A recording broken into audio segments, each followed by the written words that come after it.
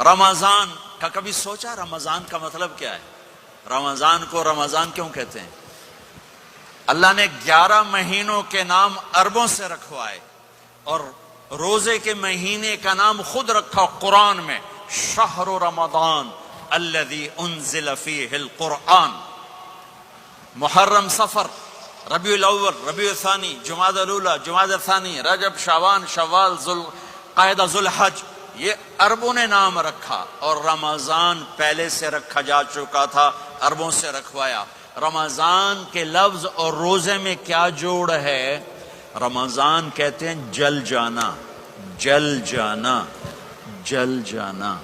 تو اس کو روزے کے ساتھ کیا مناسبت ہے کہ جب کوئی مرد عورت روزہ رکھتا ہے یا رکھتی ہے تو پچھلے 330 دن کے گناہ، آج روزہ رکھا، بھٹی تیار ہو گئی، گناہ ڈال کے جلاؤ، دوسرے دن اور گناہ جلاؤ، تیسرے دن اور گناہ، چوتھے دن اور، 30ویں دن سارے گناہوں کو اللہ تعالیٰ جلا کے راکھ کر کے ایمان والے مرد عورت کو پاک کر کے صاف کر کے آخری رات کہتا ہے جاؤ بخشے بخشائے چلے جاؤ۔